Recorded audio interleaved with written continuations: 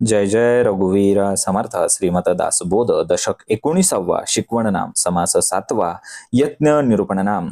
अभ्यासे प्रकट व्हावे, नाहीतरी झाकोण असावे. प्रगट होऊनी नासावे, हे बरे नव्हे. जय सद्गुरु. श्रीमत दासबोधातील दशक 19वा शिकवण नाम आणि त्यामध्ये असलेला समास 7वा आहे यज्ञ निरूपण नाम. आणि हा या समासाचा दुसरा भाग आहे. पहिल्या भागामध्ये आपण पहिल्या ओवीपासून 16व्या ओवीपर्यंत श्रवण केलेलं आहे आणि या दुसऱ्या भागामध्ये आपण 17व्या ओवीपासून 30व्या ओवीपर्यंत श्रवण करणार आहोत. 17वी ओवी आहे अभ्यासे प्रकट व्हावे, नाही तरी झाकोणी असावे. प्रकट होऊनी नासावे, हे बरे नव्हे. बघा, समर्थांनी सांगितलं की अभ्यासे प्रकट व्हावे म्हणजे सखोल अभ्यास, साधना, अनुभवाच्या बळावरतीच समाजासमोर यावे. चांगला अभ्यास असेल तर समाजासमोर प्रकट व्हावं, नाही तरी झाकून असावे. आणि जर चांगला अभ्यास नसेल तर शांत राहावं. स्वतःला मोठं मोठं म्हणून पुढं आणूच नाही. प्रगट होऊन नासावे म्हणजे कसं, अपरिपक्व अवस्थेमध्ये प्रसिद्धी मिळवूच नये आणि स्वतःची आणि आपल्या कार्याची हानी करून घेऊ नये, नासवू नये आपलं कार्य. हे बरे नव्हे, असं करणं योग्य नाही. ही ओवी समर्थ आपल्याला संपूर्ण शिक्षण पद्धतीचा मूल मंत्र कसा आहे हे सांगत आहेत. समर्थ सांगतात, आधी प्रथम स्वतःला घडवा, नंतर जगासमोर उभं करा. आज अनेक मंडळी प्रसिद्ध होण्याच्यासाठी हे सगळं करत असतात, पण समर्थ म्हणतात की प्रसिद्ध होण्याच्या आधी पात्र व्हायला पाहिजे, पात्रता आपण धारण करायला पाहिजे. म्हणून अभ्यासे प्रकट व्हावे. इथं जो शब्द आलाय ना, अभ्यास, अभ्यास म्हणजे केवळ पुस्तक वाचन करणे नव्हे. समर्थांच्या भाषेमध्ये अभ्यास म्हणजे मनन करणे, आत्मचिंतन करणे, साधना करणे, उपासना करणे आणि सगळ्यात महत्वाचं मंगलाचरणामध्ये राहणे म्हणजे अभ्यास आहे. जेव्हा आपण हे सगळं करतो तेव्हाच आपण परिपक्व होतो, मॅच्युअर होतो. तेव्हाच व्यक्तीचे ज्ञान स्वतः प्रकट होत असते. त्याला कोणत्याही जाहिरातीची गरज त्या ठिकाणी लागत नाही. बघा ना, नाही तरी झाकून असावे. ही ओळ तर अत्यंत मौल्यवान आहे. समर्थ सांगतात, जर अभ्यास अजून पण अपुरा असेल, ज्ञान अजून पण अपुरे असेल, अनुभव अजून कमी असेल, साधना अजून स्थिर नसेल, उपासना अजून तेवढ्या ताकदीची नसेल, तर शांतपणे अभ्यास करत राहिलंच पाहिजे. आणि ह्यामध्ये लाज वाटायची काय कारण आहे? हे काय लाजिरवाणी गोष्ट नाहीये. उलट अपरिपक्व अवस्थेमध्ये पुढे येणं हे जास्त धोकादायक असल्यामुळे परिपक्वतेकडे आपला चाललेला तो प्रवास आहे, त्यामध्ये लाजिरवाणापणा नाही. प्रगट होऊन नासावे. समर्थ इथे दोन प्रकारचे नाश दाखवतात. एक स्वतःचा नाश आहे आणि दुसरा समाजाचा नाश आहे. स्वतःचा नाश म्हणजे बघा, अहंकार वाढलेला आहे, आपल्याला टीका सहन होत नाही आणि अपयशामुळे आत्मविश्वास ढासळलेला आहे. आणि समाजाचा नाश कसा आहे? समाजामध्ये चुकीचं ज्ञान पसरत आहे, लोकांचा विश्वास आपल्यावरचा कमी व्हायला लागलाय आणि आपले शिष्य अनुयायी भरकटायला लागलेले आहेत. म्हणून समर्थ आपल्याला सावध करत आहेत की अभ्यासाशिवाय मिळालेली प्रसिद्धी कधी टिकत नाही. समर्थांचा संदेश अत्यंत व्यापक आहे. समर्थांच्या जीवनामध्ये इथेच दिसतं. समर्थांनी अनेक वर्ष तपश्चर्या केली, रामनामाचा जप केला, स्वाध्याय केलं, आत्मसाधना केली आणि त्यानंतरच त्यांनी महाराष्ट्रभर धर्मप्रचार केला, धर्मप्रसार केला. म्हणजे समर्थांनी आधी पात्रता केली, आधी पात्रता धारण केली आणि मग त्या ठिकाणी प्रचार प्रसार केलेला आहे. बघा, एक योग शिक्षक आहे जो नुकताच योग शिकलाय आणि लगेच तो सोशल मीडियावरती लिहितो की मी आता आंतरराष्ट्रीय योग गुरु आहे, योगाचार्य आहे, इंटरनॅशनल योग गुरु, असं तो स्वतःला म्हणायला लागतो. आणि मग अशा त्या आंतरराष्ट्रीय योग गुरुला जर काही कठीण प्रश्न विचारले तर तो त्याचं प्रश्नाचं उत्तरच देऊ शकत नाही. मग लोक त्याच्याबद्दल असलेली विश्वासार्हता का ठेवतील? का ठेवतील? आणि दुसरा शिक्षक आहे, तो वर्षानुवर्ष अभ्यास करतो, अनुभव मिळवतो आणि नंतर तो शिकवायला सुरू करतो. लोक त्याच्याकडे स्वतःहून आदर स्वतःहून त्याच्याकडे तो निर्माण व्हायला लागतो. बरोबर आहे का? बघा ना, साधकासाठी समर्थांनी बोध दिला की प्रसिद्धीपेक्षा पात्रतेचा विचार करा, सतत सतत अभ्यास करत राहा, अनुभव येईपर्यंत नम्रच राहा, अपूर्ण ज्ञानाने इतरांना मार्गदर्शन करूच नका. तुमचे ज्ञान तुमच्या जीवनातून दिसले पाहिजे. बघा समर्थांचा सूक्ष्म संदेश आहे की या ओवीमध्ये समर्थ आपल्याला नम्रतेचं महत्व शिकवतात. ज्याला खरे ज्ञान झालेले असते ना, तो म्हणतो मला अजून शिकायचं आहे, आता कुठं मी सुरुवात केली आहे. आणि ज्याला ज्ञान झालेलंच नसतं तो म्हणतो मला तर सगळंच माहिती आहे. उथळ पाण्याला खळखळाट फार. हीच ज्ञानी आणि अज्ञानी यांच्यामध्ये असलेली सीमारेषा आहे. बघा, सखोल अभ्यास, साधना, उपासना, अनुभव यांच्या बळावरच समाजाच्या समोर आपण उभं राहायचं असतं. अन्यथा शांतपणे स्वतःला घडवत राहणं हे कधीही हिताचं आहे. बघा समर्थ आपल्याला या ओवीमध्ये सांगतायत की आजच्या काळासाठी अत्यंत महत्वाचा संदेश समर्थांनी दिला. प्रसिद्धी मिळवणं सोपं आहे, पण पात्रता मिळवणं कठीण आहे. समाजाला शब्दापेक्षा अनुभवाची जास्त गरज आहे. समर्थ सांगतात की अभ्यासातून व्यक्तिमत्व घडवा आणि व्यक्तिमत्वातून कीर्ती निर्माण होईलच होईल. अभ्यासाशिवाय मिळालेली प्रसिद्धी ही क्षणिक असते, पण अभ्यास, विनय आणि साधनेतून मिळालेला मान, सन्मान हा चिरस्थायी असतो. हाच या ओवीचा गाभा आहे. बघा पुढची ओवी 18वी ओवी आहे. मंद हळूहळू चालतो, चपळ कैसा आटोपतो, अरबी फिरवणारा तो कैसा असावा. बघा समर्थ सांगतात मंद हळूहळू चालतो, जो स्वभावाने संथ आहे आणि निर्णय घेण्यासाठी विलंब करणार आहे असा तो मंद हळूहळू चालतोय. तो मंद आहे, मंद.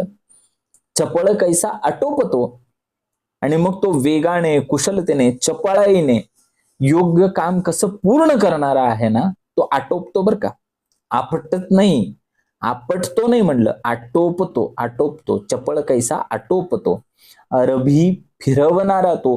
अरबी म्हणजे घोडा हो. अरबी घोडे खूप वेगवान असतात, तडफदार घोडे असतात, असे ते अरबी घोडे. आणि असा अरबी घोडा जो चालवणारा स्वार आहे ना, तो अत्यंत कसा आहे, चपळ असतो, कुशल असतो, जागरूक असतो, प्रवीण असतो. आणि तो तसाच असायला पाहिजे. कैसा असावा, तो कसा असायला हवा याचा विचार केला पाहिजे. ही ओवी प्रथमदर्शनी आपल्याला व्यवहारातील चपळपणा सांगते की काय असं वाटू शकतं, पण या ओवीचा अर्थ त्याहून खूप खोल आणि गूढ आहे.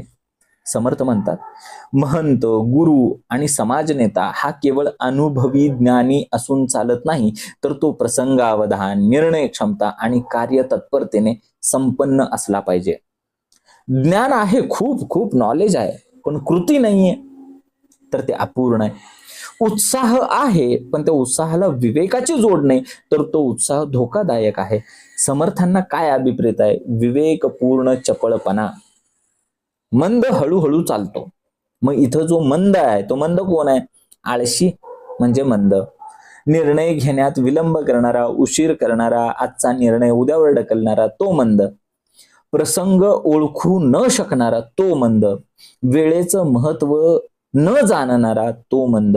आणि अशा व्यक्तीमुळे काय होतं, संधी निघून जाते, कार्य अपूर्ण राहतं, लोकांचा विश्वास कमी होतो आणि समर्थ अशा मंदपणावरती टीका करतात.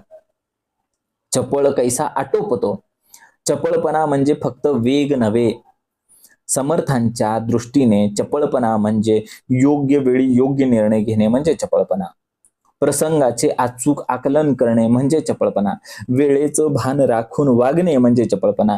कार्य पूर्ण करण्याची क्षमता ठेवणे म्हणजे चपळपणा.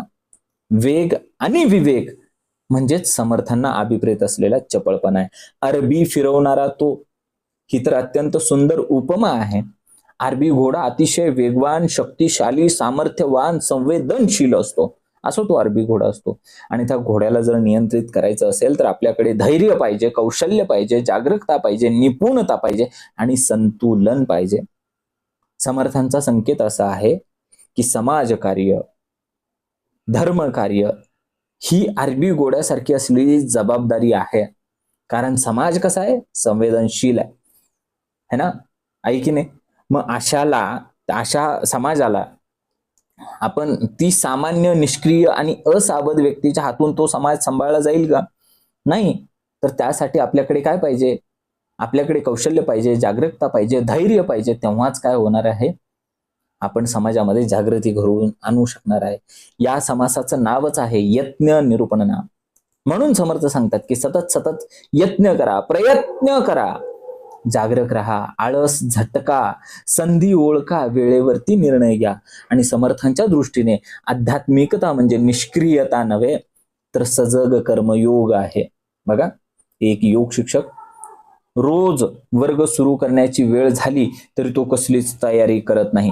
आणि मग विद्यार्थी आल्यानंतर तो विचार करत बसतो, आज यांना कुठली आसनं शिकवू, पाठीवरची, पोटावरची, बैठक स्थितीतली कुठली आसनं शिकवायची, असा तो विचार करायला लागतो. त्यामुळे त्याचा संपूर्ण योग वर्ग विस्कळीत होतो. आणि दुसरा शिक्षक आहे, त्यांनी आधीच लेसन प्लॅन तयार केलेला असतो, तयारी केलेली असते, त्यांनी विद्यार्थ्यांच्या गरजा ओळखलेल्या असतात, तो वेळेवरती निर्णय घेतो आणि त्याचा वर्ग हा प्रभावी आणि प्रेरणादायी ठरतो. समर्थ याला चपळता असं म्हणतात. आळस हा आध्यात्मिक प्रगतीचा शत्रू आहे. त्यामुळे आम्ही वेळेचं महत्व ओळखून योग्य निर्णय घेतले पाहिजेत. विवेकाने आणि तत्परतेने आपण कार्य केलं पाहिजे. मोठ्या जबाबदाऱ्या स्वीकारायच्या असतील तर आधी स्वतःला सक्षम बनवलं पाहिजे. ज्ञानाबरोबर कार्यक्षमताही आपण जोपासली पाहिजे. समर्थांनी या ओवीमध्ये 2 टोकाचा त्याग आपल्याला शिकवलेला आहे. उतावळेपणा बिलकुल नाही पाहिजे आणि सुस्ती म्हणजे मंदपणा, आळस तोही नको आहे. समर्थांना अभिप्रेत आहे जागरूकता, विवेक आणि कार्यक्षम वृत्ती. बघा ना, ही ओवी आपल्याला कार्यक्षमतेचा केवळ उपदेश करत नाही तर ही ओवी आपल्याला साधना आणि सेवेतील जागरूकतेचा उपदेश करते. समर्थांच्या मते आळशी साधक, संथ नेता आणि निर्णय शून्य महंत समाजाला दिशा देऊ शकत नाहीत. जसा कुशल स्वार घोडेस्वारच वेगवान अरबी घोड्यावरती नियंत्रण मिळवू शकतो ना, तसाच विवेक, अभ्यास आणि धैर्य आणि तत्परता असलेला महंतच समाजाचं नेतृत्व करू शकतो. म्हणून समर्थ आपल्याला संदेश देतात की ज्ञानाला कृतीची जोड, कृतीला विवेकाची जोड आणि विवेकाला जागरूकतेची जोड असेल तर संतांचे कार्य, महंतांचे कार्य यशस्वी होते. बघा पुढची ओवी, हे धकाधकीची कामे, तीक्ष्ण बुद्धीचे वर्मे, भोळ्या भावार्थे संभ्रमे कैसे घडे. मग समर्थांनी सांगितलं की हे धकाधकीचे कामे, महंतांचं काम, समाजकारणाचं काम, धर्मप्रसाराचं काम हे अत्यंत जबाबदारीचं, सततच्या धावपळीचं आणि आव्हानात्मक हे काम आहे. तीक्ष्ण बुद्धीची वर्मे, आणि यासाठी अत्यंत तीक्ष्ण बुद्धी, सूक्ष्म विवेक, योग्य निर्णय क्षमता आणि कौशल्य गरजेचं आहे. भोळ्या भावार्थे, केवळ भोळेपणाने भावनावश होऊन निष्कपटपणे यांच्या आधारावरती संभ्रम कैसा घडे. मग गोंधळ, अज्ञान आणि अविवेकामध्ये कार्य कसं शक्य होईल. ही ओवी आपल्याला काय शिकवते बघा, भक्ती आणि विवेक यांचा समतोल कसा असावा हे शिकवते. समर्थ म्हणतात की महंताचं कार्य हे केवळ भावनेवर चालत नाही तर ते विवेक, बुद्धिमत्ता आणि दूरदृष्टी त्यासाठी असावी लागते. आज अनेकांना वाटतं मी भक्त आहे, माझा भाव चांगला आहे आणि एवढं पुरेसं आहे. समर्थ म्हणतात की भाव आवश्यक आहेच, पण त्या भावाला विवेकाची जोड नसेल तर ते कार्य विस्कळीत होतं. हे धकाधकीची कामे, महंताचं कार्य म्हणजे लोकांना समजवणे, त्यांच्यामध्ये असलेले मतभेद मिटवणे, शिष्य घडवणे, समाजाचे प्रश्न सोडवणे, धर्माचं रक्षण करणे ही अत्यंत जबाबदारीची काम आहेत ना. इथे प्रत्येक निर्णयाचा परिणाम हा समाजावरती, अनेक लोकांवरती होणार आहे. त्यासाठी आपल्याकडे काय पाहिजे, तीक्ष्ण बुद्धीची वर्म पाहिजे हो, म्हणजे गुपित कौशल्य आणि मुख्य आधार. समर्थ सांगतात की महंताचे खरे सामर्थ्य त्याच्या तीक्ष्ण निरीक्षणामध्ये आहे, त्याचे सामर्थ्य योग्य निर्णयामध्ये आहे, त्याचे सामर्थ्य प्रसंगावधानामध्ये आहे, त्याचे सामर्थ्य योग्य व्यक्तीची योग्य कामासाठी निवड करण्यामध्ये आहे, त्याचं सामर्थ्य दूरदृष्टीमध्ये आहे. हीच खरी त्याची शस्त्र आहेत. भोळ्या भावार्थे, समर्थ इथे भोळेपणावरती टीका करत नाहीत, भक्तीवर पण नाही. भोळेपणा म्हणजे प्रत्येकावरती लगेच विश्वास ठेवणे हा भोळेपणा आहे. विचार न करता निर्णय घेणे हा भोळेपणा आहे. भावनेच्या भरात वागणे, निर्णय घेणे हा सुद्धा भोळेपणा आहे. संतांमध्ये करुणा असते, पण त्या करुणाला विवेकाची जोड सुद्धा असते. समर्थ स्वतः म्हणतात की भाबडेपणा हा साधुत्व नाही, विवेकयुक्त करुणा हेच खरे संतत्व आहे. संभ्रमे कैसे घडे, संभ्रम म्हणजे गोंधळ, निर्णय शून्यता, चुकीचा अंदाज, अविवेक. ज्याची बुद्धी गोंधळलेली आहे, भ्रमिष्ट झालेली आहे, तो स्वतःही भरकटलेला आहे आणि स्वतःही भ्रमिष्ट आहे आणि अनेकांना भ्रमिष्ट करतो. म्हणून समर्थ सांगतात की भावनेला विवेकाची दिशा द्या.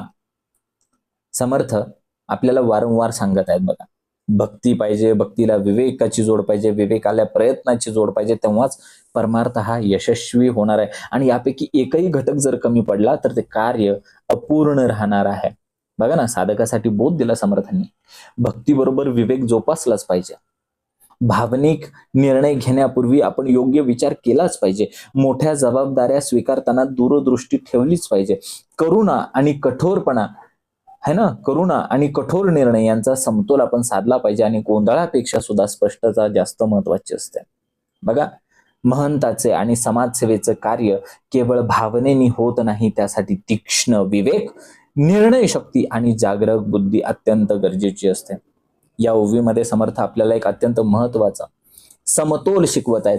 भोळेपणा म्हणजे भक्ती नव्हे. खरा संत केवळ प्रेमळ असतो असं नाही, है ना. खरा संत प्रेमळ असतो, पण तो अंधविश्वासी नसतो. तो करुणामय असतो, पण त्यासोबत निर्णयक्षमही असतो. तो धर्मकार्यामध्ये, समाजकार्यामध्ये, गुरुपदामध्ये निर्मळ हृदयाबरोबर निर्मळ आणि तीक्ष्ण बुद्धी त्याच्याकडे असते बरं का. समर्थ सांगतात की भावनेला बुद्धीची दिशा, बुद्धीला भक्तीची पवित्रता आणि कृतीला प्रयत्नांची साथ ही मिळालीच पाहिजे. तेव्हाच परमार्थाचे कार्य हे सिद्ध होत असतं. बघा 20वी ओवी, सेत केले परी वाहेना, जवार केले परी फिरेना, जन मिळविले परी धरेना अंतर्यामी. बघा, सेत केले परी वाहेना, नदीवरती पूल बांधला, सेतू बांधला, पण त्यावरून कोणी चालतच नाही, म्हणजे साधना केली पण त्याचा काही उपयोग झालाच नाही. जवार केले परी फिरेना, शेती केली, पिकं लावली, त्याची योग्य वाढ किंवा उत्पन्न झालंच नाही, तर उपयोग काय? नाही ना. जन मिळविले परी धरेना, आणि मग लोकांचा मोठा समुदाय त्या ठिकाणी समूह जमला, पण त्यांच्या अंतःकरणामध्ये स्थानच नाही, तर ते टिकणार आहे का? अंतर्यामी लोकांच्या अंतःकरणामध्ये, मनामध्ये समर्थ बोलत आहेत. समर्थ सांगतात की कार्याचे बाह्य यश आणि अंतःकरणातील यश यामधला फरक काय आहे तो या ओवीमध्ये स्पष्ट केलाय. केवळ बाह्य व्यवस्था उभी करणे पुरेशी नाही, तर त्या कार्याचा खरा परिणाम लोकांच्या अंतःकरणामध्ये झाला पाहिजे. सेत केले परी वाहेना, सेतू बांधण्याचा उद्देश काय असतो? लोकांनी त्या सेतूवरून, त्या पुलावरून सुरक्षितपणे प्रवास करावा. पण जर त्याचा उपयोग कोणी केलाच नाही, तर मग त्या सेतू बांधण्याचं ते प्रयोजन काय, त्याचा उपयोग काय? समर्थांचा संकेत क्लिअर आहे की उत्तम प्रवचन झाले, मोठे मोठे मठ बांधले, भव्य दिव्य कार्यक्रम झाले, पण लोकांच्या जीवनामध्येच बदल नाही झाला, तर ते कार्य अपूर्ण आहे. जवार केले परी फिरेना, खूप मेहनत केली शेतकऱ्यांनी, जमीन तयार केली, बी बियाणं आणलं, पाऊस झाला, वापसा झाला, पेरणी झाली, पण पिकच आलं नाही. मग त्याचे परिश्रम निष्फळ ठरले. त्याचप्रमाणे महंताने उपदेश केले, शिष्य घडवले, पण त्यांच्या जीवनामध्ये साधनाच नाही, विवेकच नाही आणि सदाचार रुजला नाही, तर ते कार्य पूर्ण झालं असं म्हणता येणार नाही. जन मिळविले परी धरेना अंतर्यामी, ही या ओवीतील सर्वात गहन ओळ आहे. समर्थ म्हणतात की लोकांची गर्दी जमवणं एक वेळ सोपं आहे, पण लोकांच्या हृदयामध्ये स्थान मिळवणं मात्र कठीण आहे. लोक काही काळ प्रसिद्धीमुळे, आकर्षणामुळे, कुतूहलामुळे आपल्या आजूबाजूला जमू शकतात, पण लोक टिकतात आपल्या विश्वासामुळे, आपल्या आचरणामुळे, आपल्या सत्यामुळे. यालाच समर्थ म्हणतात अंतर्यामी धरणे. बघा ना, समर्थांनी काय केलं? सांगितलं की संख्या महत्वाची नाही, किती लोक आलं महत्वाचं नाही, संस्कार महत्वाचे आहेत. हजारो लोक भेटली, हजारो, पण शिष्य निवडकच होते बरं का. लोक हजारो भेटली, पण त्यातून शिष्यांची निवड मात्र अगदी बोटावर मोजणे इतकी झाली. त्यांचं ध्येय होतं की मनुष्याच्या अंतःकरणामध्ये प्रभू श्रीरामांची भक्ती, विवेक आणि धैर्य निर्माण करणं. एका योग शिक्षकाच्या वर्गामध्ये तब्बल 500 विद्यार्थी आहेत. किती? 500. पण पुढच्या महिन्यामध्ये काही विद्यार्थी वर्ग सोडून गेले आणि दुसऱ्या योग शिक्षकाकडे फक्त 50 विद्यार्थी आहेत. पण अनेक वर्ष ती 50 विद्यार्थी त्याच्याबरोबर अखंड राहिलेली आहेत, कारण त्यांना योग शिक्षणाबरोबर जीवन मूल्य, नैतिकतेचे धडे सुद्धा त्या ठिकाणी मिळाले. समर्थांच्या दृष्टीने दुसऱ्या शिक्षकाचे कार्य हे अधिक यशस्वी आहे. बघा ना, बाह्य यशापेक्षा अंतर्मनातील परिवर्तनाला आपण प्राधान्य दिलं पाहिजे. लोकांची संख्या नव्हे तर लोकांचा विश्वास आपण जपला पाहिजे, जिंकला पाहिजे. कार्याचा परिणाम लोकांच्या जीवनामध्ये आपल्याला दिसलाच पाहिजे. आचरणातून लोकांच्या हृदयामध्ये स्थान निर्माण करता आलं पाहिजे. टिकणारे नाते सत्य आणि प्रेमावरती उभे असते. बघा ना, समर्थांनी या ओवीला कसं सांगितलंय, बाह्य कार्य, मोठी व्यवस्था आणि लोकांची गर्दी यापेक्षा लोकांच्या अंतःकरणामध्ये श्रद्धा, विश्वास आणि सदाचार निर्माण करणं हेच महंताच्या कार्याचं खरं यश आहे. आहे की नाही? बघा, लोकांना तुमच्या भोवती जमवू नका, तर त्यांच्या अंतःकरणामध्ये सत्य, भक्ती, सदाचार रुजवा. तेच चिरस्थायी असलेलं कार्य आहे. बघा पुढची ओवी, जरी चढती वाढती आवडी उठे, तरी परमार्थ प्रगटे, घस घस करिता विटे, सगट लोकू. काय सांगितलं? जरी चढती वाढती आवडी उठे, लोकांच्या मनामध्ये दिवसेंदिवस प्रेम, श्रद्धा, उत्साह वाढत गेला, तरी परमार्थ प्रगटे, तेव्हाच परमार्थ, धर्म आणि साधनेचं खरं स्वरूप लोकांच्या जीवनामध्ये प्रकट होत असतं.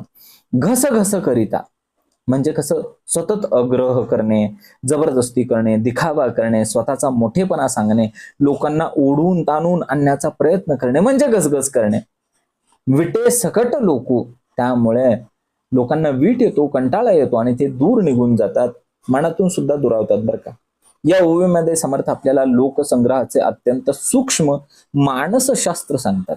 समर्थ सांगतात की परमार्थ कधी जोर जबरदस्तीने वाढत नाही. परमार्थ वाढतो तो प्रेमाने, आचरणाने, विश्वासाने. लोकांच्या मनामध्ये जर श्रद्धा, प्रेम, विश्वास आणि साधनेची गोडी असेल तर लोक स्वतःहून ते वाढवली जाते. तेव्हा आपण समजावे की परमार्थ खऱ्या अर्थाने प्रकट झालेला आहे. जरी चढती वाढती आवडी उठे, आवडी म्हणजे कसं हो? साधनेची आवड, उपासनेची आवड, सत्संगाची आवड, ईश्वर भक्तीची आवड. समर्थ म्हणतात की महंताने अशी प्रेरणा द्यावी की लोक स्वतःहून साधनेकडे वळतील, त्यांना ओढावे आपल्याला लागू नये. बरोबर. तरी परमार्थ प्रगटे, परमार्थ म्हणजे आत्मज्ञान, ईश्वर भक्ती, विवेक, वैराग्य, सदाचार हे उपदेशाने नव्हे तर महंताच्या आचरणामुळे लोकांच्या जीवनामध्ये प्रकट होत असतो. समर्थांचा विश्वास आहे की उपदेशापेक्षा उदाहरण अधिक प्रभावी असतं. घस घस करिता विटे ही ओवी अत्यंत व्यावहारिक शिकवण देते. घसघस म्हणजे काय? सततचा आग्रह, वारंवार स्वतःचेच गुणगान गाणे, प्रत्येकाला जबरदस्तीने आपणच कसे खरे आहोत हे पटवून सांगण्याचा प्रयत्न करणे आणि प्रसिद्धीचा अतिरेक करणे म्हणजे घसघस.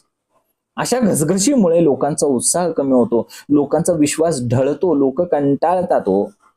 म्हणून समर्थ सांगतात की परमार्थ ही विकायची वस्तू नाही, तर तो जगायचा मार्ग आहे, तो परमार्थ आहे. विटे सगट लोकू, लोकांना प्रेम आवडते, लोकांना साधेपणा आवडतो, सत्य आवडते, पण लोकांना दिखावा आवडत नाही, लोकांना अति प्रचार प्रसार आवडत नाही, लोकांना सततचा आग्रह आवडत नाही. त्यामुळे लोक दूर जातात. आजच्या काळामध्ये सुद्धा ही ओवी तितकीच खरी आहे. समर्थ आपल्याला एक कार्यपद्धती शिकवत आहेत. बरोबर. समर्थांनी कधी लोकांवरती धर्म लादला नाही. समर्थांनी त्यांच्या स्वतःच्या आचरणाने लोकांना प्रेरणा दिली. त्यामुळे हजारो लोक समर्थांना स्वेच्छेने समर्थांच्या कार्यामध्ये सहभागी झाले. त्यांनी लोकांना आकर्षित करण्याचा प्रयत्न केलाच नाही, लोकच त्यांच्या जीवनाकडे आकर्षित होऊन त्यांच्याशी जोडली गेली. एक योग शिक्षक आहे. तो योग शिक्षक काय करतो? दररोज लोकांना फोन करून म्हणतो माझ्या योग वर्गाला या, योग वर्गाला नाहीतर नुकसान होईल. मग काही लोक येतात काही दिवस आणि लोक म्हणतात की ह्याचं काय चाललंय बाबा वेगळंच. लोक कंटाळतात, त्याचा फोनच उचलायचा बंद करतात. आणि दुसरा योग शिक्षक आहे, तो प्रेमाने, सातत्याने, गुणवत्तेने शिकवतो आणि मग त्याच्या विद्यार्थ्याचे अनुभव ऐकून नवीन नवीन लोक त्याच्याकडे स्वतःहून यायला लागतात. हाच समर्थांनी सांगितलेला मार्ग आहे की लोकांवरती परमार्थ कधी लादायचा नसतो. स्वतःच्या आचरणातून त्यांना प्रेरणा द्यायची असते, त्यांना प्रेमाने मार्गदर्शन करायचं असतं, आग्रह करायचा नसतो. तुमच्या सहवासाने त्यांना साधनेची, उपासनेची गोडी निर्माण झाली पाहिजे, श्रद्धा निर्माण करायची असते, श्रद्धेचा दबाव निर्माण करायचा नसतो.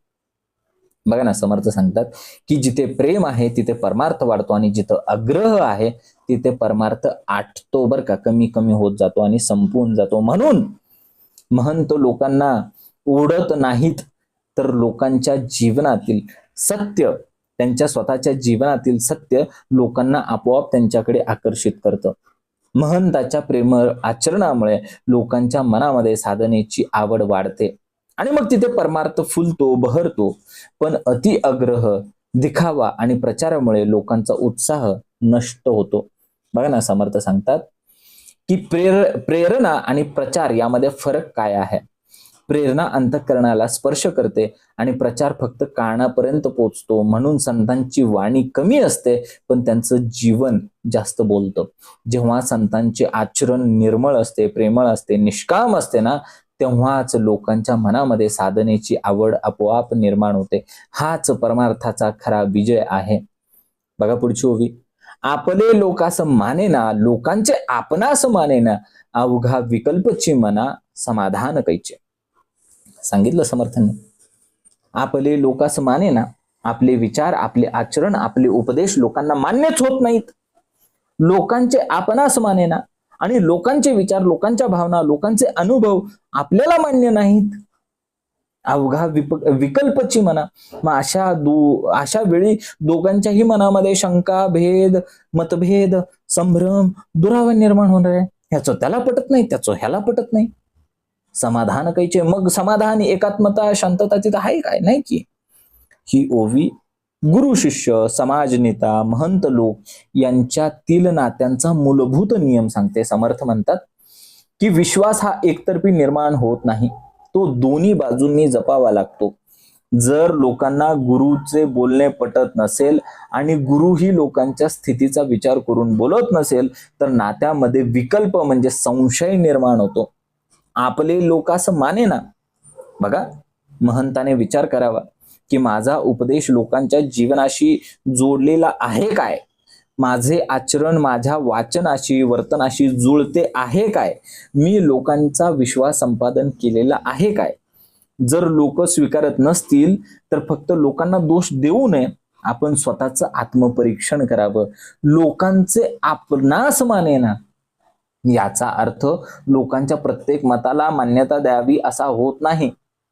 समर्थांचा अर्थ आहे की लोकांची अडचण समजून घ्या, त्यांची मनाची अवस्था जाणून घ्या आणि त्यांच्या पात्रतेनुसार त्यांना मार्गदर्शन करा. जो महंत लोकांचं मन समजून घेऊ शकत नाही तो त्यांना योग्य मार्ग दाखवू शकत नाही. अवघा विकल्पची मना. विकल्प म्हणजे शंका, अविश्वास, मतभेद, मनातील दुरावा. आणि विश्वास संपला की प्रेम कमी होतं, विश्वास संपला की श्रद्धा कमी होतं, विश्वास संपला की संवाद तुटतो आणि मग परमार्थाची गती थांबते. समाधान कैचे. समाधान म्हणजे अंतःकरणातील शांतता, परस्पर विश्वास, अध्यात्मातली प्रगती म्हणजे समाधान आहे. जिथे विकल्प आहेत ना तिथे भक्ती टिकत नाही, जिथे विकल्प आहे तिथे सत्संग फुलत नाही, जिथे विकल्प आहे, संशय आहे, तिथे परमार्थ घडत नाही. समर्थ सांगतात की लोकांना बदलण्यापूर्वी त्यांना आधी समजून घ्या. सद्गुरूंनी करुणा ठेवावी, विवेक ठेवावा, संयम ठेवावा आणि शिष्याने सुद्धा श्रद्धा ठेवावी, विनय ठेवावा आणि अभ्यास सातत्यपूर्ण ठेवावा. आणि मग दोन्ही बाजूंच्या समन्वयातूनच परमार्थ वाढीस लागत असतो. एका योग शिक्षकाचा विचार करा. तो विद्यार्थ्यांच्या वयाचा, आरोग्याचा आणि क्षमतेचा विचार न करता सर्वांना एकसारखं प्रशिक्षण देतो. विद्यार्थी त्याच्यापासून दूर जाऊ लागतात, है ना. एखादा योग शिक्षक काय करतो, विद्यार्थ्याच्या वयाचा, आरोग्याचा आणि क्षमतेचा विचार न करता, कुठलाच विचार नाही केला आणि सगळ्यांना एकसारखं प्रशिक्षण द्यायला लागला तर विद्यार्थी त्याच्यापासून दूर जाणार. आणि दुसरा शिक्षक काय करतो, प्रत्येक विद्यार्थ्याची क्षमता समजून घेतो आणि मग विद्यार्थी त्याच्यावरती विश्वास ठेवतात की माझ्या क्षमतेनुसारच हे सगळं चाललंय. आणि परिणाम असा होतो की शिक्षक आणि विद्यार्थी दोघांमध्ये सुद्धा समाधान निर्माण होतो की नाही. साधकाने काय केलं पाहिजे, लोकांचा विश्वास मिळवण्यासाठी स्वतःचं आचरण शुद्ध ठेवलं पाहिजे. इतरांचे मन समजून घेण्याचा प्रयत्न त्यांनी केला पाहिजे. संवाद तुटू देऊ नये, मतभेद वाढू देऊ नयेत, संशय वाढू देऊ नये. श्रद्धा आणि विवेक या दोन्हींचा समतोल त्याने साधावा. या ओव्यामध्ये समर्थ एक अत्यंत महत्वाचे तत्व सांगतात की समाधान हे समजुतीतून जन्मते आणि गैरसमजातून विकल्प जन्म घेतो. महंतांनी लोकांना समजून घेतले आणि लोकांनी महंताच्या निस्वार्थ हेतूवरती विश्वास ठेवला तरच परमार्थाचा प्रवास यशस्वी होत असतो. बघा ना, गुरु आणि लोक यांच्यामध्ये परस्पर विश्वास, समजूत आणि स्वीकार नसल्यामुळे संशय निर्माण होतो आणि संशय झाला की परमार्थ त्या ठिकाणी घडत नाही. ना अंतःकरणाला समाधान मिळतं, काहीच होत नाही. समर्थ सांगतात की परमार्थ हा केवळ ज्ञानाचा विषय नाहीये, तर तो नात्यांचा सुद्धा विषय आहे. जिथे विश्वास आहे तिथे श्रद्धा फुलते, जिथे श्रद्धा आहे तिथे साधना दृढ होते, जिथे साधना आहे तिथे समाधान प्राप्त होते. पण दोन्ही बाजूनी जर अहंकार, गैरसमज आणि संशय वाढू लागला तर मग मात्र परमार्थाचा मार्गच बंद होतो. म्हणून समर्थांचा संदेश असा आहे की प्रेमाने जोडा, विवेकाने समजून घ्या आणि विश्वासाने नाते जपा. तिथेच समाधान आणि परमार्थ दोन्ही फुलत असतं. बघा 23वी ओवी आहे. नासक दीक्षा सिंतरू लोक, तेथे कैचा असेल विवेक, जेथे बळावला अविवेक, तेथे राहणे खोटे. नासक दीक्षा म्हणजे चुकीची, अपात्र, अधपतन करणारी दीक्षा, जी साधकाचा आध्यात्मिक विकास न करता त्याला भरकटवते ना, ती नासक दीक्षा. सिंतरू लोक, सिंतरू लोक म्हणजे काय? अज्ञान, अविवेकी, भ्रमात अडकलेली लोक. प्राचीन मराठीमध्ये त्याला सिंतरू म्हणजे भरकटलेला, विस्कळीत, अस्थिर वृत्तीची लोक म्हणजे ते सिंतरू लोक. तेथे कैचा असेल विवेक, अशा ठिकाणी विवेक कसा टिकणार? तेथे बळावला अविवेक, मग तिथे तर केवळ आणि केवळ अविवेक, अज्ञान, अहंकार, अंधश्रद्धा आणि चुकीचा विचार ह्यांचंच काय असणार आहे? प्रबळ झालेलं असणार आहे सगळं. तेथे राहणे खोटे, अशा संगतीत राहणे म्हणजे साधकासाठी हितकारक नसतं, डेंजर असतं. ही ओवी आपल्याला सत्संग आणि कुसंग यातला भेद स्पष्टपणे शिकवते. समर्थ सांगतात की गुरु योग्य नसेल, दीक्षा योग्य नसेल आणि वातावरण जर अविवेकी असेल तर तिथं परमार्थाची वाढ होणे अशक्य आहे, होऊच शकत नाही. म्हणून साधकाने संगत निवडताना अत्यंत सावध असलं पाहिजे. नासक दीक्षा, समर्थ इथे दीक्षेचा निषेध करत नाहीत, तर समर्थ अयोग्य दीक्षेचा निषेध करतात. खरी दीक्षा म्हणजे अहंकार कमी करते, खरी दीक्षा विवेक जागृत करते, खरी दीक्षा ईश्वर भक्ती वाढवते, फुलवते, खरी दीक्षा साधकाला स्वावलंबी आणि अंतर्मुख बनवते. परंतु जी दीक्षा व्यक्तिपूजा वाढवते, भीती निर्माण करते, लोभ आणि अंधश्रद्धा वाढवते, विचारशक्ती नष्ट करते, ती नासक दीक्षा सांगितली समर्थांनी. सिंतरू लोक, जिथे लोक विचार न करता अनुकरण करायला लागली, शास्त्रापेक्षा अफवांवरती विश्वास ठेवायला लागली, ती सिंतरू लोक. विवेकापेक्षा अंधानुकरण जी लोक करायला लागली, ती सिंतरू लोक. आणि तिथे परमार्थाची उन्नती होत नाही. समर्थांना संख्येपेक्षा संस्कार जास्त महत्वाचे वाटतात. तेथे कैसा असेल विवेक, विवेक वाढवण्यासाठी काय गरजेचं आहे? सत्संग, शास्त्र श्रवण, सद्गुरूंचं मार्गदर्शन, आत्मपरीक्षण. पण जिथे सतत सतत मत्सर असतो, अंधश्रद्धा असते, लोभ असतो, अहंकार असतो ना, याचे वातावरण जर असेल ना तर तिथे विवेक अजिबात टिकत नाही. अत्यंत कठीण असतं तिथे विवेक टिकायला. तिथे बळावला अविवेक, मग अविवेकच त्या ठिकाणी बळावला जाणार. अविवेक म्हणजे योग्य अयोग्य याचा भेदच समजत नाही. स्वार्थाला धर्म समजायला लागलाय म्हणजे अविवेक आहे. बाह्य आडंबरामध्येच अध्यात्म समजू लागलाय, ते अविवेक आहे. म्हणून समर्थ सांगतात, अविवेक जर संस्थेचा, समूहाचा किंवा गुरूंचा स्वभाव बनला तर तो साधकासाठी अत्यंत घातक आहे. बघा, तेथे राहणे खोटे, ही ओवी निष्कर्ष आहे. समर्थ असं सांगत नाहीत की लोकांचा तिरस्कार करा. समर्थांचा अर्थ असा आहे की जिथे सतत आणि सतत अविवेक वाढतो, अहंकार वाढतो, सत्याला स्थान नाहीये, तर अशा संगतीपासून आपण दूर राहिलेलं बरं. कारण संगतीचा परिणाम मनावरती निश्चितपणाने होत असतो. समर्थ आपल्याला सांगत आहेत की सत्संगाचं महत्व काय. समर्थांच्या मते सत्संगातून विवेक वाढतो आणि कुसंगामधून अविवेक वाढायला लागतो. म्हणून साधकाने गुरु, मित्र, संस्था, विचारधारा निवडताना विवेक हा वापरलाच पाहिजे. एखादा योग शिक्षक वैज्ञानिक योग शिकवण्याऐवजी तो लोकांना भीती दाखवतो, भीती दाखवून लोकांना बांधून ठेवतो, प्रत्येक गोष्टीला स्वतःभोवतीच केंद्रित करतो, अशा ठिकाणी काही काळाने प्रश्न विचारण्याची मोकळीक राहत नाही, तिथला विवेक कमी होतो आणि फक्त त्या व्यक्तीचीच पूजा वाढते. समर्थ अशा वातावरणापासून दूर राहण्याचा सल्ला देतात. बघा, समर्थ सांगतायत की सद्गुरू निवडताना विवेक वापरला पाहिजे, अंधानुकरण टाळलं पाहिजे. जिथे प्रश्न विचारण्यास मनाई आहे ना, तिथे आपण जरूर सावध असलं पाहिजे. शास्त्र, अनुभव आणि विवेक यांचा आधार आपण घेतला पाहिजे. कुसंगापेक्षा एकांत केव्हाही चांगला. जिथे अयोग्य मार्गदर्शन, अंधश्रद्धा आणि अविवेक प्रबळ आहे ना, तिथे साधकाने राहू नये. कारण परमार्थाची वाढ केवळ विवेकपूर्ण सत्संगामध्येच होत असते. बघा, सत्संग विवेक वाढवतो, कुसंग अविवेक वाढवतो. म्हणून संगत निवडताना अत्यंत जागरूक आणि सावध असलं पाहिजे. बघा, बहुत दिवस श्रम केला, शेवटी अवघाची व्यर्थ गेला. आपण असं ठाकेना गलबला, कोण करावा. काय सांगितलं? बहुत दिवस श्रम केला, अनेक वर्ष परिश्रम केले, श्रम केले, साधना केली, कार्य केलं, शेवटी अवघाची व्यर्थ गेला आणि सगळं शेवटी ते परिश्रम निष्फळ ठरलं, व्यर्थच गेलं सगळं. आपण असं ठाकेना गलबला, स्वतःलाच निर्माण झालेला गोंधळ, दोष आणि संकट आपल्याला स्वतःला सांभाळता येईना, कोण करावे? मग त्याचं निवारण कोण करणार? या ओवीमध्ये आपल्याला यत्न, विवेक आणि योग्य दिशेचे महत्व शिकवलंय समर्थांनी. समर्थ म्हणतात की फक्त कष्ट करणं पुरेसं नाही, तर कष्ट योग्य दिशेने झालं असलं पाहिजे. आज अनेक लोक म्हणतात की आयुष्यभर धावपळ करतोय, अनेक उपक्रम करतोय, रोज उपासना साधना करतोय, परंतु जर त्या सर्वामागे विवेक, नम्रता आणि योग्य मार्गदर्शनच नसेल, तर हे सगळे परिश्रम शेवटी व्यर्थ असतात. बहुत दिवस श्रम केला, इथं श्रम म्हणजे साधना, उपासना, प्रवचन, समाजकार्य, शिष्य घडवले, हे सगळी श्रमाची काम आहेत. समर्थ इथे काही श्रमाचा निषेध करत नाही. समर्थ म्हणतात की श्रम गरजेचा आहे, पण तो श्रम विवेकपूर्ण असावा. शेवटी अवघाची व्यर्थ गेला. परिश्रम कधी व्यर्थ जातात का? जातात.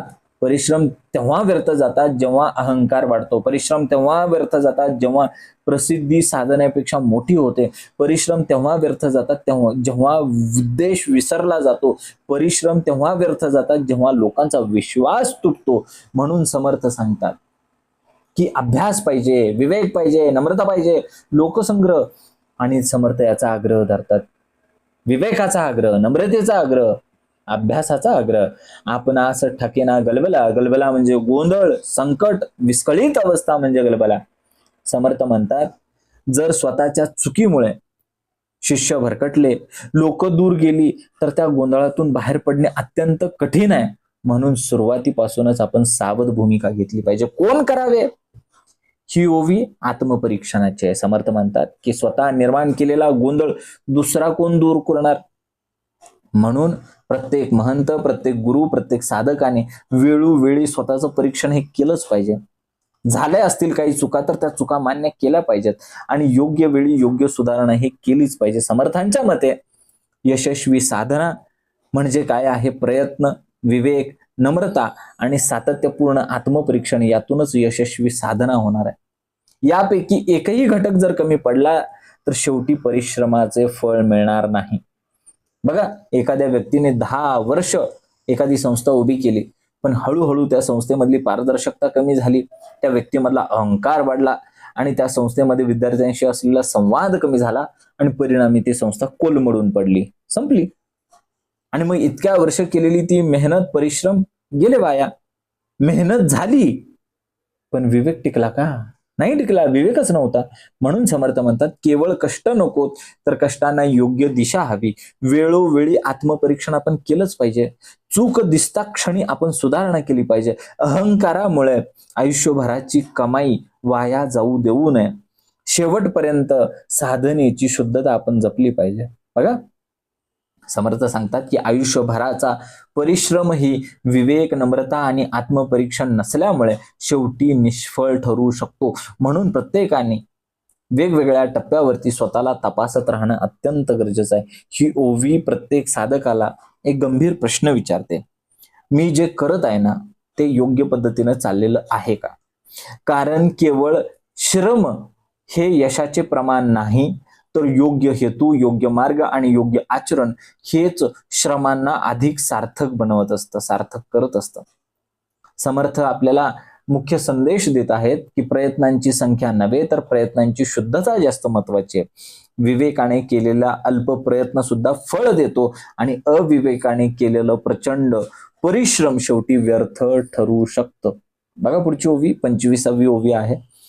संगीत चालिला तरी तो व्याप, नाही तरी अवघाची संताप, क्षण क्षणा विक्षेप, किती म्हणून सांगावा. काय सांगितलं समर्थांनी? संगीत चालिला. संगीत म्हणजे एक संध, सुरळीत, सुव्यवस्थित रीतीने कार्य चालू आहे. संगीत चाललंय सगळं. तरी तो व्याप, तरी हे ते मोठे कार्य, जबाबदारी आणि व्यवस्थापनाचे ओझे असतेच.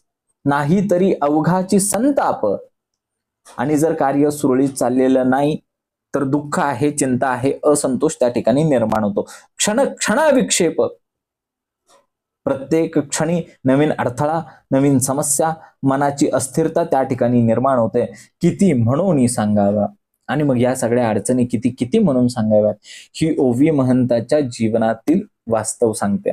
समर्थ सांगतात की महंत पद हे सुखाचे पद नाही, ते जबाबदारीचे पद आहे. लोकांना वाटतं मोठा मठ आहे, भरपूर शिष्य आहेत आणि ह्यांना भरपूर प्रसिद्धी आहे, म्हणजे ते सुख आहे. पण समर्थ म्हणतात की जिथे मोठे कार्य असते तिथे जबाबदारी सुद्धा मोठीच असते. संगीत चालला तरी तो व्याप, कार्य उत्तम चालू असलं तरी लोकांची काळजी, संस्थेची व्यवस्था, शिष्यांचे मार्गदर्शन, धर्मकार्य यामुळे सतत जागरूक राहावं लागतं. म्हणून यश आले म्हणजे जबाबदारी संपली का? नाही, यश आल्यानंतर जबाबदारी वाढते बरं का. नाही तरी अवघाची संताप, आणि मग जर सगळं कार्य विस्कळीत झालं तर मतभेद निर्माण होतात, लोक एकमेकांपासून दूर जातात, टीका वाढते, मनामध्ये क्लेश निर्माण होतात. म्हणून महंताला यशातील भ्रम आणि अपयशातील धैर्य हे टिकवावंच लागतं. बघा ना, क्षण विक्षेप. विक्षेप म्हणजे काय? मन विचलित करणारे प्रसंग म्हणजे विक्षेप, येणारी अडचण म्हणजे विक्षेप, आपल्यावरती झालेली टीका म्हणजे विक्षेप, आपल्याबद्दल झालेले मतभेद, गैरसमज म्हणजे विक्षेप, आणि अनपेक्षित संकट म्हणजे सुद्धा विक्षेपच आहे. समर्थ सांगतात जो समाज कार्यात उतरतो त्याने या विक्षेपांसाठी मानसिक तयारी आधीच करून ठेवली पाहिजे. त्या मानसिक विक्षेपांना घाबरून चालणार नाही. किती म्हणून सांगावा, ही ओळ समर्थांच्या अनुभवातून आली आहे. समर्थ म्हणतात की महंताच्या आयुष्यातील अडचणी इतक्या असतात की त्या सर्व सांगूनही संपणार नाहीत. म्हणून जो या मार्गावरती येणार आहे ना, त्याने धैर्य, संयम, विवेक आणि ईश्वरावरती असलेली श्रद्धा दृढ करूनच यावं. यांच्या आधारावरतीच तो पुढे पुढे चालत राहणार आहे. बघा ना, या संपूर्ण यज्ञ निरूपण समासामध्ये समर्थ वारंवार गोष्टी सांगतात. अभ्यास करा, विवेक ठेवा, लोकांचा संग्रह वाढवा, आत्मपरीक्षण करा आणि संकटाला न डगमगता त्याचा सामना करा. कारण परमार्थाचा मार्ग हा आरामाचा नसून प्रयत्नांचा मार्ग आहे. बरोबर का? एक सामाजिक संस्था आहे आणि एका सामाजिक संस्थेचा प्रमुख आहे तो व्यक्ती, ती संस्था उत्तम चालत असली तरी त्याच्यामध्ये आर्थिक नियोजन, स्वयंसेवकाचं मार्गदर्शन, नवीन उपक्रम, लोकांच्या अपेक्षा यामुळे त्याला सतत काम करावं लागतं. आणि मग एखादी समस्या आली तर त्याची चिंता वाढते. समर्थ यालाच व्याप आणि विक्षेप असं म्हणतात. बघा ना, समर्थांनी सांगितलं जबाबदारीपासून पळणारा नेता तो नेता नाहीच आहे, आणि जबाबदारी पेलणारा कधीच आराम करू शकत नाही. बरोबर आहे का? खरा महंत व्यापामुळे कधी थकत नाही, कारण त्याला हे कार्य ईश्वर सेवा असं वाटतं, म्हणून तो कधी दमत नाही, कधी थकत नाही. महंताचे कार्य सुरळीत चालले तरी ते मोठे जबाबदारीचं कार्य आहे, आणि अडचणी आल्या तर अनेक विक्षेप निर्माण होतात. त्यामुळे धैर्य, विवेक आणि स्थिर मनाचे परमार्थ कार्य करावेच लागते. बघा ना, समर्थांनी सांगितलं सेवा स्वीकारली म्हणजे त्याने व्याप स्वीकारलाय स्वतःहून. व्याप स्वीकारला म्हणजे विक्षेप येणारच आहे, त्याबद्दल काही दुमत नाही. पण ज्याच्या अंतःकरणामध्ये प्रभू श्रीरामांचा नामस्मरण आणि विवेक आहे ना, त्याला त्याच्या मार्गामध्ये त्याला कोणताही विक्षेप त्याला रोखू शकत नाही. बघा पुढची ओवी, मूर्ख मूर्खपणे भरंगळती, ज्ञातेपणे कळोरीत करीती, होते दोहीकडे फजिती लोकांमध्ये. काय सांगितलं समर्थांनी? मूर्ख मूर्खपणे भरंगळती. मूर्खच आहेत ते, अज्ञानी लोक आहेत. आपल्या अज्ञानामुळेच, आपल्या मूर्खपणामुळेच ते काय झालेत? भरंगळलेत, भरकटलेत, चुकीच्या पद्धतीनं अविवेकाने वागू लागलेत. ज्ञातेपणे कळो करीती, आणि मग काही ज्ञानी लोक असल्याचा आव आणून विद्वत्तेचा अहंकार करून गोंधळ घालून कलोह दाखवला ना. कलो म्हणजे कलह, गोंधळ, बुद्धिमत्तेचा दिखावा, बौद्धिक दिखावा केला. आणि मग काय होतं? होती फजिती दोन्हीकडे. आणि मग दोन्ही प्रकारच्या लोकांची शेवटी काय होते? फजितीच होणार आहे. लोकांमध्ये, समाजामध्ये त्यांचा मान कमी होणार आहे. ही ओवी अज्ञान आणि खोट्या ज्ञानाचा सामना, आणि सामना जो आहे ना, त्यातला धोका दाखवते. समर्थ सांगतात की मूर्खपणा जितका घातक आहे, तितकाच अज्ञानाचा अहंकार सुद्धा घातक आहे. दोन प्रकारचे लोक समाजाला हानी पोहोचवत असतात. अज्ञानी लोक, जे न कळत चुका करतात कारण ते अज्ञानी आहेत. आणि दुसरी अहंकारी ज्ञानी लोक आहेत, ज्यांना सर्व माहिती आहे. त्यांना असं वाटतं की सगळं मला माहिती आहे, असे समजून ते इतरांना कमी लेखतात ना, ते अहंकारी ज्ञानी आहेत. समर्थांच्या दृष्टीने दोघं सुद्धा परमार्थापासून दूर गेलेले आहेत. मूर्ख मूर्खपणे भरंगळती. मूर्ख मनुष्य विचार न करता, विवेक न वापरता, ऐकीव गोष्टींवरती विश्वास ठेवून पुन्हा पुन्हा ती चूक करायला लागतो. त्यामुळे तो स्वतःही भरकटतो आणि इतरांना सुद्धा भरकटवतो. ज्ञातेपणे कळो करीती, ही ओळ तर अत्यंत सूक्ष्म आहे बरं का. समर्थ इथे ज्ञानाचा निषेध करत नाही, तर ज्ञानाच्या अहंकाराचा निषेध करतात. समर्थ सांगतात काही लोक शास्त्राचे प्रदर्शन करतात, इतरांना कमी लेखतात, सतत वाद घालतात, स्वतःची विद्वत्ता सिद्ध करण्यामध्ये वेळ वाया घालवतात. अशा लोकांकडे माहिती खूप असते, पण त्यांच्याकडे विनय, विनम्रता नसते.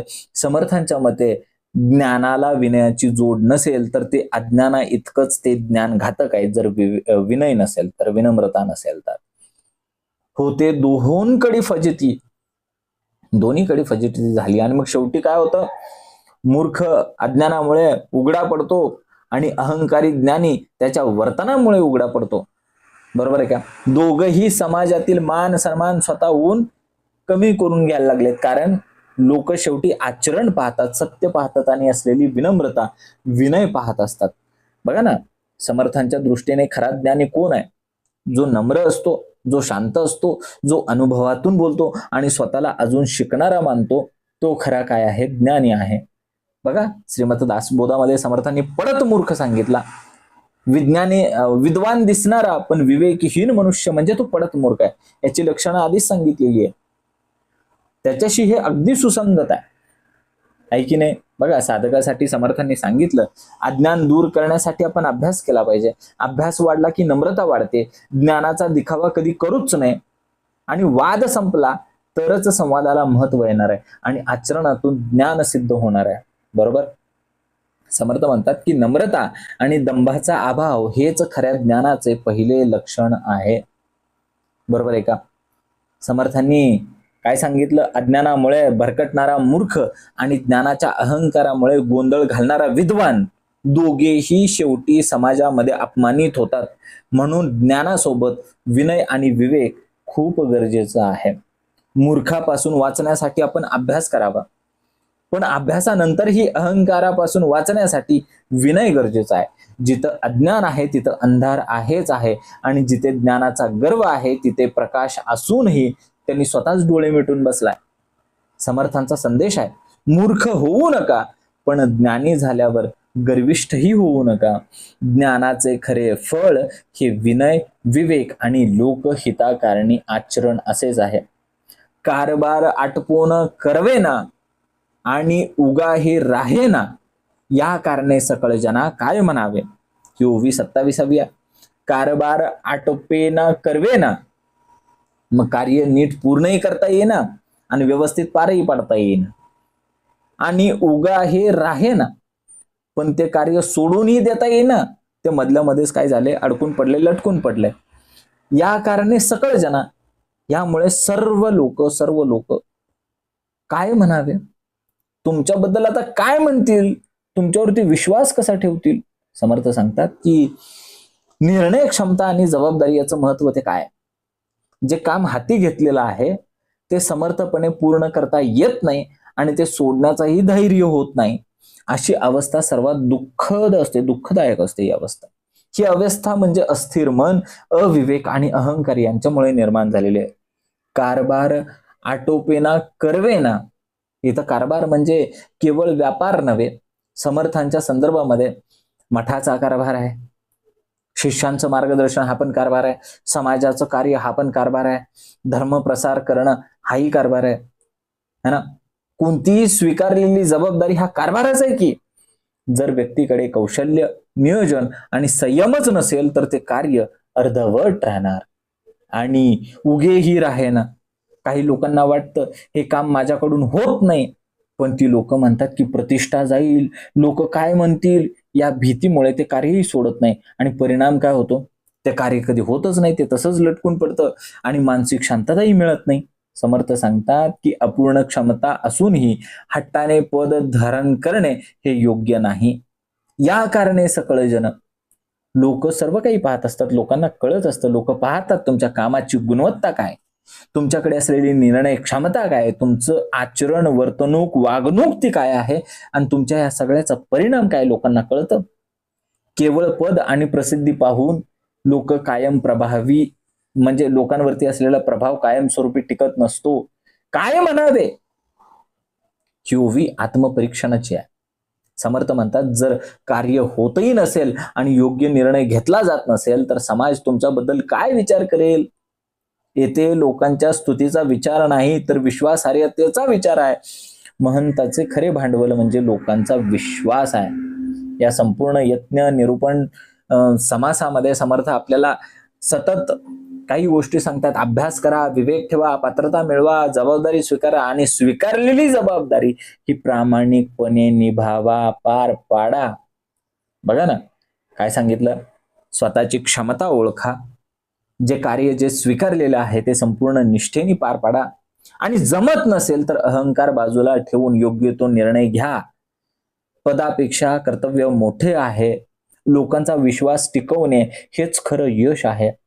समर्थ आपल्याला सांगतात की अर्धवटपणाचा निषेध करणारी ओवी समर्थांनी सांगितली. समर्थांच्या मते कर्तव्य स्वीकारणे हीच परीक्षा नाही तर ते यशस्वीपणे ते कर्तव्य पार पाडणे ही खरी परीक्षा आहे.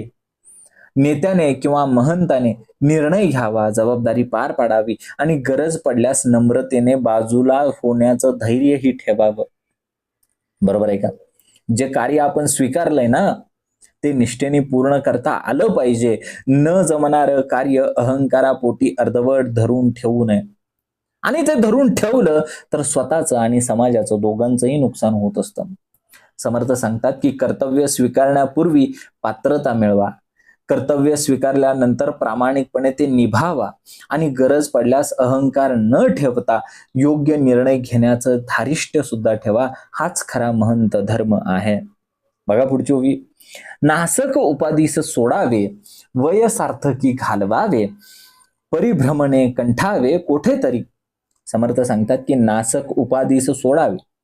ज्या पदामुळे, ज्या प्रतिष्ठेमुळे, ज्या जबाबदारीमुळे परमार्थाचा नाश होतो त्या उपाधीला सोडून द्यावे. वय सार्थकी घालवावे. उरलेलं आयुष्य ईश्वर भक्तीमध्ये, साधनेमध्ये, उपासनामध्ये, लोककल्याणासाठी सार्थक करावे. परिभ्रमणे कंठावे. परिभ्रमणे कंठावे म्हणजे तीर्थयात्रा, सत्संग है ना, देशाटन करत करत त्यांनी जीवन व्यतीत करावं. कुठेतरी शांततेमध्ये, साधनेस पोषक अशा ठिकाणी हे सगळं करावं. समर्थ सांगतात की ओवी जी आहे ना, त्याग, आत्मपरीक्षण आणि वैराग्याचा सर्वोच्च आदर्श शिकवते. समर्थ सांगतात की ज्या पदामुळे ईश्वर विसरला जातो, अहंकार वाढतो आणि लोकांचं नुकसान होतं ना, ते पद सोडणे हेच सर्वश्रेष्ठ आहे.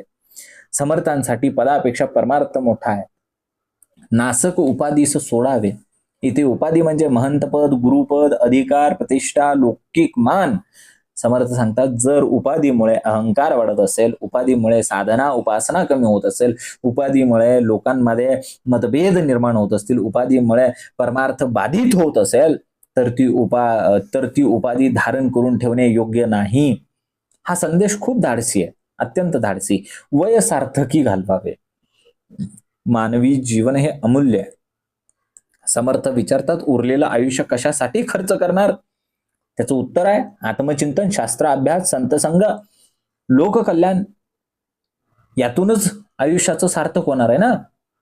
बरोबर आहे का? परिभ्रमणे कंठावे. समर्थांच्या जीवनामध्ये परिभ्रमणाला विशेष स्थान होतं की नाही? समर्थांनी संपूर्ण भारत भ्रमण केलेला आहे.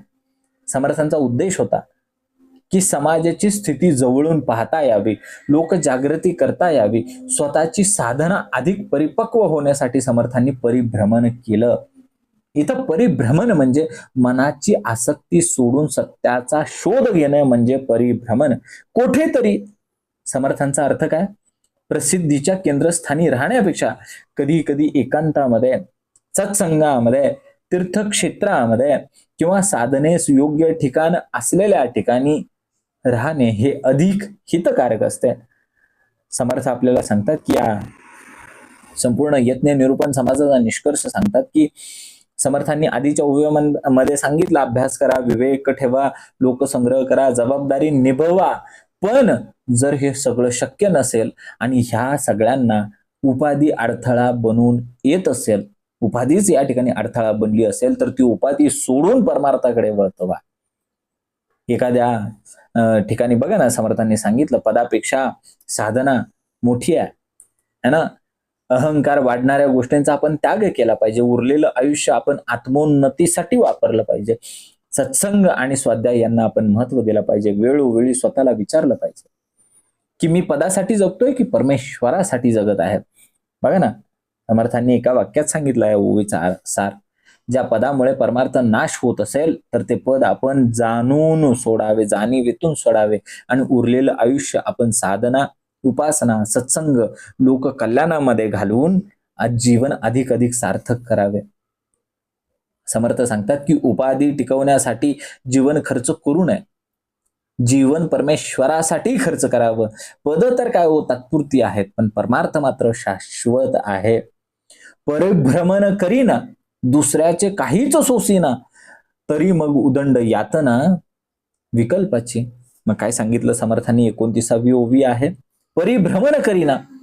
परिभ्रमण भ्रमण करीत नाही, विविध ठिकाणी जाऊन अनुभव घेत नाही, सत्संग आणि लोकसंपर्क ठेवत नाही, दुसऱ्याचे काहीच सोसीना, दुसऱ्याचे स्वभाव, दुसऱ्यांची मतं, दुसऱ्यांच्या चुका, दुसऱ्यांच्या अडचणी ह्याला सहन होत नाहीत.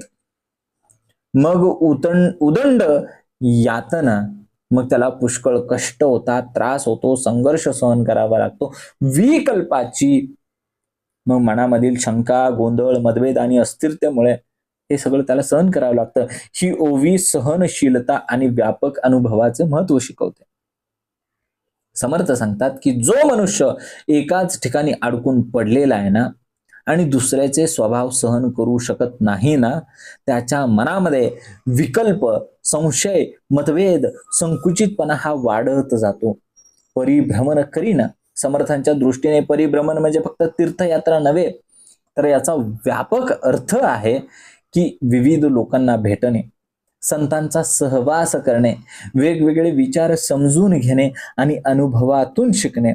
परिभ्रमणामुळे अहंकार कमी होतो. परिभ्रमणामुळे दृष्टी व्यापक होते. परिभ्रमणामुळे विवेक वाढतो आणि दुसऱ्यांचे काहीच सोसीना. महंत आणि साधकासाठी सर्वात मोठा गुण जर काय असेल तर तो आहे सहनशीलता.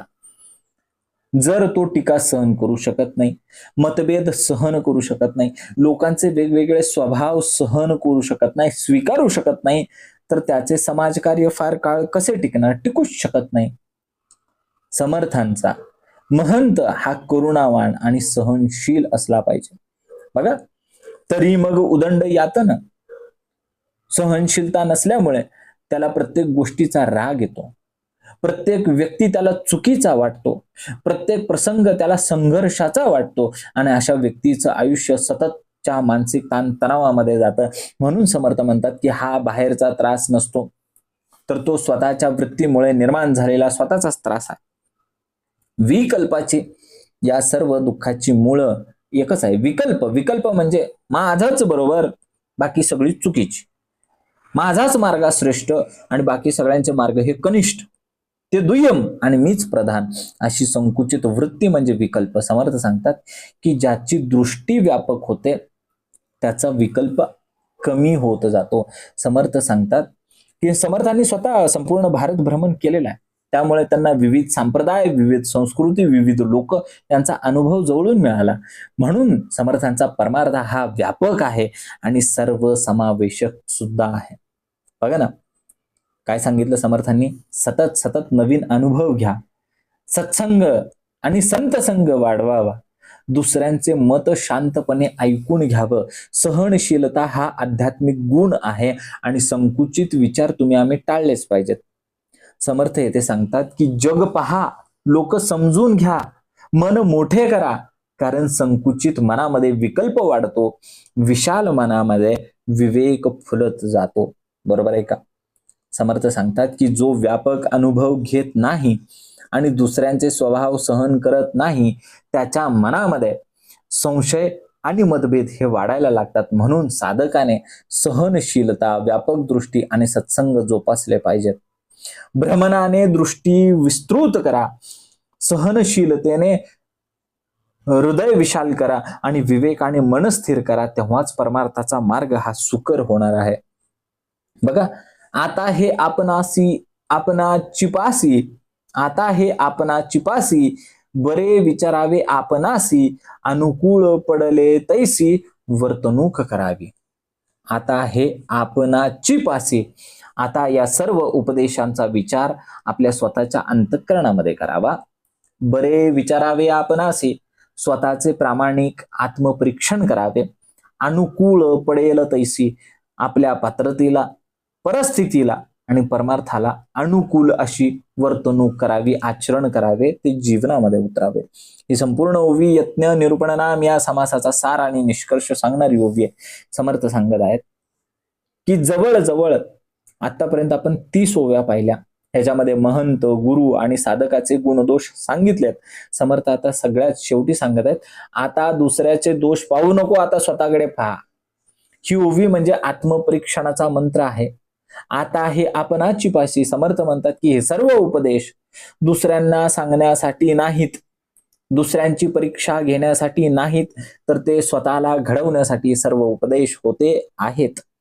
दासबोध वाचून जर आपण फक्त ही ओवी अमुक व्यक्तीला लागू पडते, शेजाऱ्याला लागू पडते, भाच्याला लागू पडते, पुतण्याला लागू पडते, असं जर आपण म्हणत असेल तर त्या दासबोधाचा उपयोग काय बाबा तुला झालेला नाही. बरे विचारावे आपणासी, हे समर्थांचं वैशिष्ट्य आहे. समर्थ सांगतात की दररोज स्वतःला विचार की माझ्या मनामध्ये अहंकार आहे काय, माझी साधना उपासना वाढती आहे काय, लोक माझ्याशी जे वर्तन करतायत ते लोकांचं वर्तन हे प्रेमाचं आहे काय, माझा उपदेश आणि आचरण एकसारखं आहे काय, यालाच आत्मपरीक्षण म्हणतात ना. अनुकूल पडेल तैसी, समर्थ अत्यंत व्यावहारिक आहेत.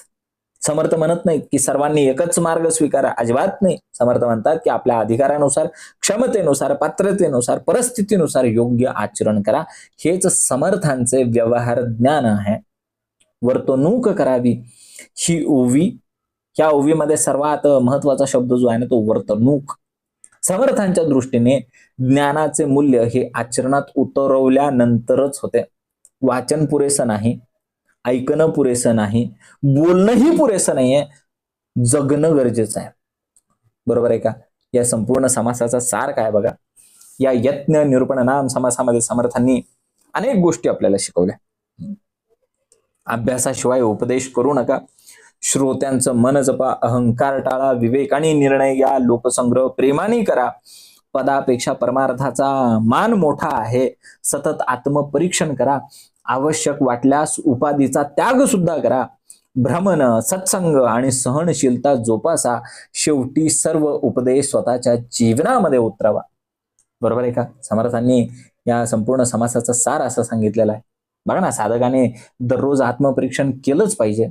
दोष इतरांमध्ये नाहीतच, ते स्वतःमध्ये असलेले दोष शोधायचे, परिस्थितीनुसार विवेकाने वागायचंय, उपदेशापेक्षा आचरणाला, वर्तनाला जास्त महत्व द्यायचं आहे, प्रत्येक दिवस स्वतःला अधिक चांगलं बनवण्याचा प्रयत्न करायचा आहे.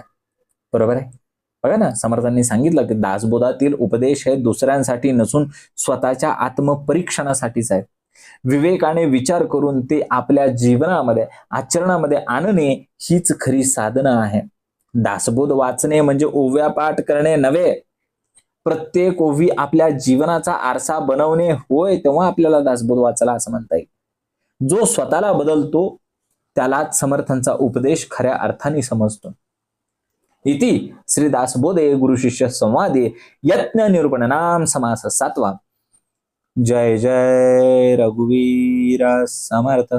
ओम श्री गुरुदत्तात्रय श्रीपाद श्री वल्लभाय नमः.